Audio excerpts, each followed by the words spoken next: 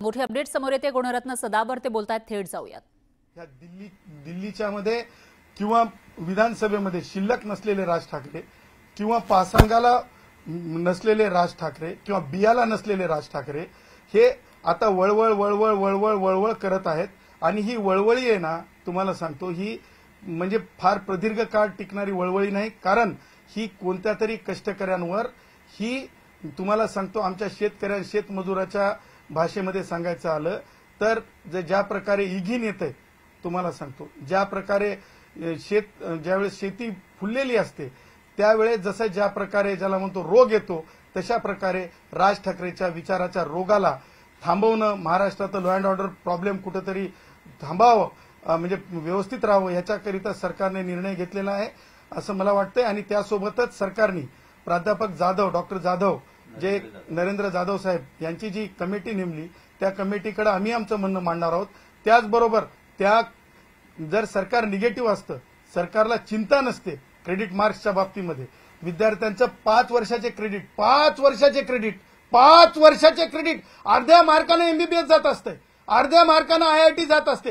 5 वर्ष कोणाच्या बापाच्या घरून.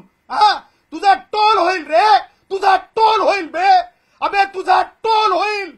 तू आणखीन कोणता घाम गाळून बंगल्यात राहतोस हे माहित नाही, परंतु कष्टकऱ्यांचे लेकरं, मुलांचं तरी सोडा, मुलींच्या बाबतीमध्ये अर्ध्या मार्काने जी मुलगी थांबून जाते शिक्षणापासून, एखाद्या वैद्यकीय प्रवेशापासून, त्याचा विचार या राज ठाकरेला किंवा उद्धव ठाकरेला येणार नाही. कारण यांची जी फडफड आहे, दुसरी अशी फडफड आहे की हे उद्धव ठाकरे आणि राज ठाकरे हे तर आज म्हणजे प्रत्येकाला आयुष्य किती आज आहे उद्या नाही, परंतु यांच्या अवलादीचं राजकीय काय होईल त्याच्यासाठीचा सुद्धा एक प्रयोग आहे. आणि या सगळ्या प्रयोगामध्ये महाराष्ट्राला वेठीस धरण्याचा प्रकार होता. म्हणून मला असं वाटतं की सरकारनं समिती स्थापन केली आणि यांना वाटावं की सरकार श्रूड नाही, सरकार पुन्हा एकदा सायंटिफिकली म्हणजे वैद्यकीय दृष्ट्या आणि अभ्यास समितीद्वारे सरकारला 3 भाषा आणाव्याच लागतील. त्याचं कारण आहे नॅशनल एज्युकेशन पॉलिसी 2020 ही महाराष्ट्रानं उद्धव ठाकरेच्या काळात लागू केलेली आहे. ती पॉलिसी जी स्वीकारलेली आहे ती रद्द झालेली नाही, रद्द होऊ शकत नाही.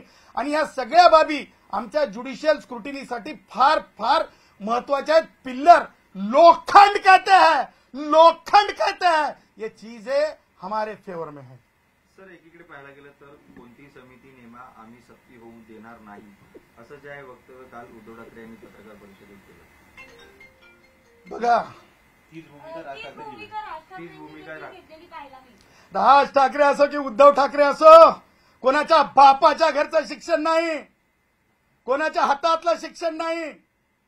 आणि सामान्य कष्टकऱ्याच्या लेकरांवर जेव्हा आपण त्यांच्या हरताळ फसायलो शिक्षणाच्या, स्वतःचे लेकर किती भाषा शिकले, कोणत्या शाळेत शिकले ते जाहीर करावं आणि नंतर दुसऱ्याच्या लेकरांवर शैक्षणिक नुकसानासाठी कुऱ्हाड घेऊन बाहेर येऊ.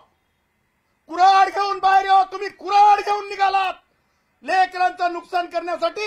हे कोणताच महाराष्ट्रातला सामान्य माणूस सहन करणार नाही. सर, एकीकडे पाहायला गेलं तर 5 तारखेला विजय मेळाव्यासाठी जी आहे ती तयारी सुरू झालेली आहे, अशी देखील सूत्रांकडून माहिती येत आहे की दादर शिवाजी पार्क येथे विजय मेळावा जो आहे तो साजरा केला जाणार, त्याच्यासाठी पत्रक देखील देण्यात आलेलं आहे. माता सावित्रीबाई फुले, सरस्वती आई, ज्याच्यातून ज्ञानार्जन केलं जातंय आणि गरिबांच्या मुलांना जे मार्क्स मिळतात त्या मार्कांपासून थांबवण्यासाठी जे घाट घातला, जी कत्तल केली, जी खांडोळी केली, करायला लावली, हे मास्टर, हे दोघे जण सुद्धा की नाही स्वतःच्या राजकारणासाठी मास्टर माइंड बनले दोघे जण.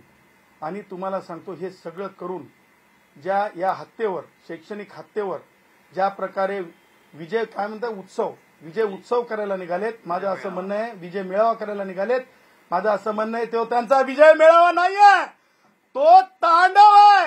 तो शैक्षणिक हत्या, मृत्यू करून चालवलेला तांडव असेल. महाराष्ट्राच्या इतिहासात काळ्या कुट्ट शब्दात लिहिल्या गेलेला तो कार्यक्रम असेल, काळ्या कुट्ट अक्षरात लिहिला गेलेला तो कार्यक्रम असेल. बेशरमीची हद्द संपलेला तो कार्यक्रम असेल.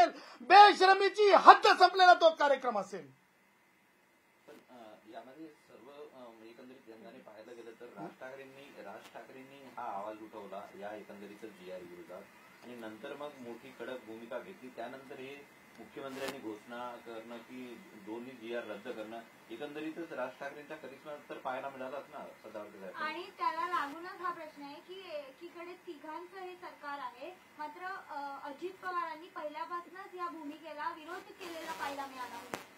मुद्दा असा आहे की राज ठाकरे, उद्धव ठाकरे यांनी ज्या प्रकारे कुभांड रचलं आणि शेवटी राजकारणामध्ये निवडणुका तोंडावर असताना ज्या प्रकारे लोकसभेला संविधान खतरे में है, त्याच प्रकारे मी तुम्हाला परत रिपीट सांगतो, भाषा खतरे में है म्हणून जे चालवलं, जेव्हा फेअर गव्हर्नमेंट असते, जेव्हा ओपन गव्हर्नमेंट असते, तेव्हा ओपन गव्हर्नमेंट फेअर गव्हर्नमेंट म्हणून देवेंद्रजीच्या मुख्यमंत्री काळात आणि एकनाथरावजी शिंदे साहेबांच्या उपमुख्यमंत्री काळात पुन्हा एकदा चला ठीक आहे तुम्ही म्हणता आम्ही रद्द करतो, परंतु त्यासोबत रद्द करताना कारण मीमांसा केलेली आहे. लक्षात ठेवा, तुम्ही पत्रकारांनी डोळ्यांनी पाहिले, कारण मीमांसा केली आहे, नुकसानाची जाण करून दिली आहे.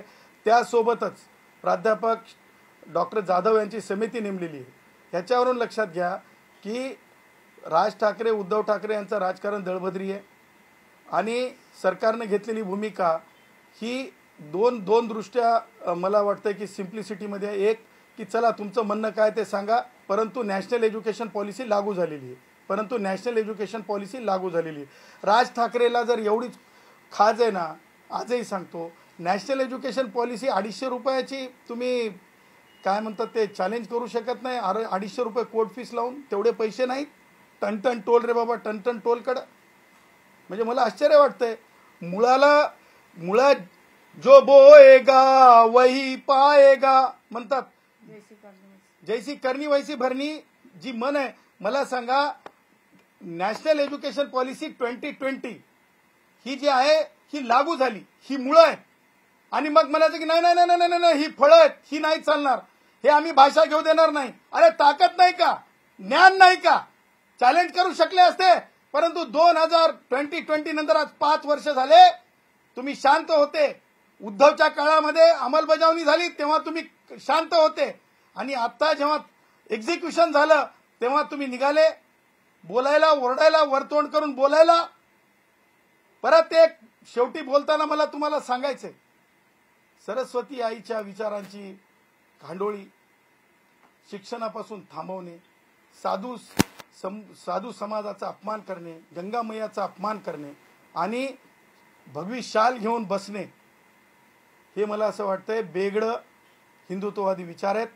आणि मला असं वाटतंय की उद्धव आणि राज ठाकरे आता एकत्र तर दिसतच आहेत, आपल्याला दिसणारे आहेत.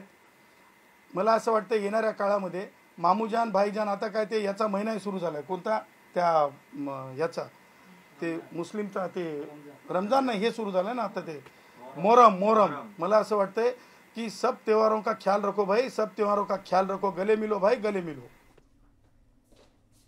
तर सदावर्ते मनसे विरोधामध्ये आक्रमक भूमिका घेताना दिसतायत, उद्धव ठाकरेंविरोधात आक्रमक भूमिका घेताना दिसतायत. त्यामुळे आता राज ठाकरे आणि उद्धव ठाकरे यांच्याकडून आणि यांच्या पक्षाकडून याला काही उत्तर दिलं जातं का ते बघावं लागेल.